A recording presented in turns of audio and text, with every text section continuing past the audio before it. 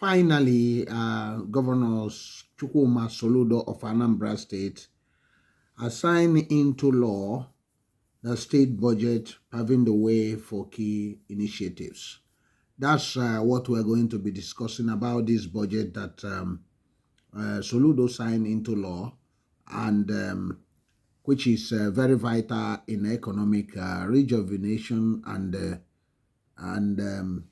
revitalization of our homeland, Anambra State, and Nigeria as a whole. So it's very important for us to look into that and understand why this budget is very significant. Before we do, remember to like, comment, and share, and subscribe to this channel. I am so Kodili-nye. Stay tuned.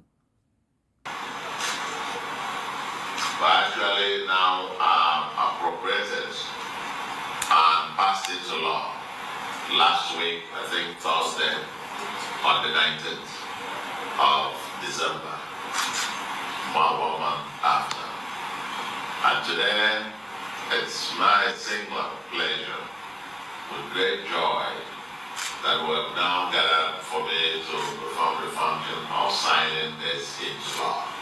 With this being signed into law today, the Anambra State will then be ready to begin the journey to implement the 2025 budget with effect from January 1, 2025.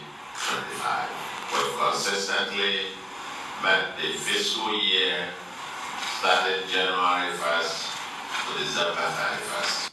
The estimates are actually now.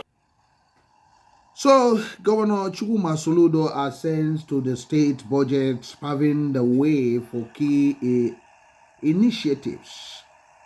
According to the press secretary, Christian Aborime, it is a significant move to accelerate the growth and development of Anambra State. Governor Charles Soludo, CFR, has officially signed the 2025 state budget into law. The signing ceremony was held at the Governor's Lodge, Amobia, in Oka South local government of Anambra State. The budget tagged Changing Gear 2.0, totaling over 606 billion, lays emphasis on acceleration and execution, and is expected to address critical areas such as education, healthcare, infrastructure, and public safety. The governor revealed that the budget reflects his administration's commitments to building brighter future for all residents, with emphasis on investing in schools, supporting the healthcare system, and ensuring that more physical infrastructure, such as roads and bridges, are constructed to improve the economic lives of the people. The budgets earlier received support in the chambers of the state legislature. As the state moved forward with the implementing the budget, emphasis will be placed on execution and deliverable mechanisms to ensure full implementation of the budget for the growth and development of the state. It is hoped that with the budget now enacted, ministries, departments, and agencies can now begin the crucial work of rolling out programs and initiatives to fulfill the promises made during the budget discussions. Governor Soludo, in his remark while signing the budget, expressed appreciation to the Speaker and his colleagues at the State House of Assembly for their commitment and dedication, urging them all, irrespective of their political parties, to work collaboratively to ensure the success of the budget. The Deputy Governor and others, including the Budget Commissioner for Budget and Economic Planning, Mrs. Chiamaka Neka, was part of the people in the whole thing. You can understand that Soludo, having delayed initially when he took over government, not actually moving fast enough, now has started to change the gear, because having realized that there's no point of delaying delivering what he already has, idea of a long time ago. It can't be like those novice governors that come in without having a vision or mission. But since having realized this, he started moving forward. But he got to deal with this issue of security.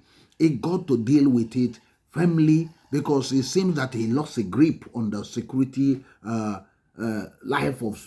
security of lives and property in the state. And that's as actually, after initial denying about that, he now acknowledging that something has to be done urgently, because investing in infrastructure is one thing, but you are going to build it for human beings, because if they cannot feel safe, what all these things you are doing is like a waste of space and a waste of time. So that's why we're here to continue to discuss about, and to know your own opinion concerning this budget. Do you think this budget will go a long way in tackling a lot of things that is missing in the state? So what do you think about that? Because for us, Soludo got to move very fast in delivering some of those projects that is already doing. There are a lot of roles that is ongoing at the moment, but he got to look at also the environment, because in spite of those roles he's doing, the environment has also remained a major challenge. What I mean by environment is not just erosion I'm talking about. I'm talking about the cleanliness, the dirty environment, how the environment is littered with sandowns, very unkept, disorganized. He need to get a grip, because when you compare the roles he's doing or recently completed roles and compare with what you see in other states, even in the southeast of Nigeria, in Abia State or Enugu State, you can see that the difference is that why those roads in other states look very spot on, cleaned, and very, very, you can see the black tires on them. That of Anambra State suddenly turned into a refuge dump, look very dirty, look brownish, full of sandons. I'm talking about new roads. So Soludo has to get a grip on that. He has to tidy up you need to tidy up, get a grip, especially with those local government chairman and all those things. This is the time they have to take responsibility, especially in key major roads in those cities, because having struggled with not having actually a proper environmental commissioner, maybe somebody that can be on the street and do all those things. They need to engage those local government mayors. Those mayors, they have to, at least in all these cities of Onitsha, Nnewi, Ekwulobia, and Oka, they need to get a grip with around 10 major roads.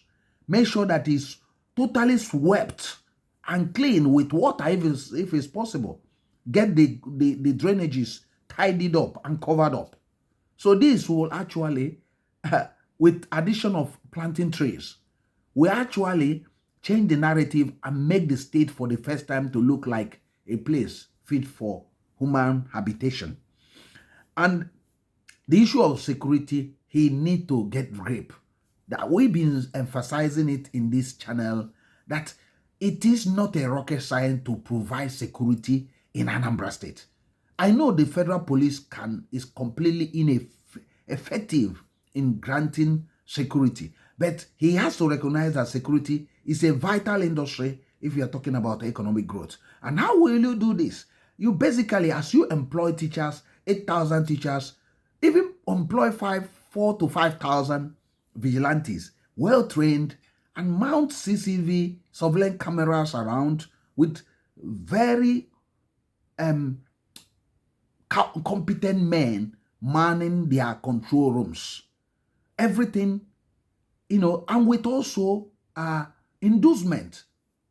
for information for those who are going about causing all those madness in the street.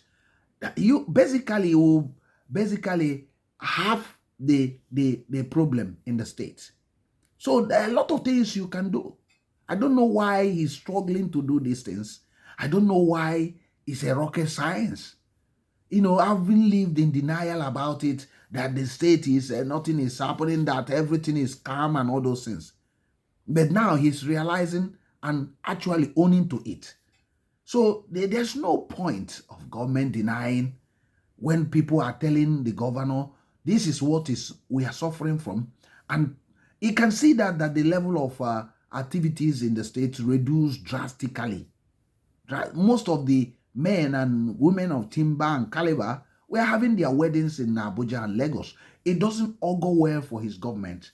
And that's why the opposition was capitalizing on that and giving him a hammer blow, because it's total failure.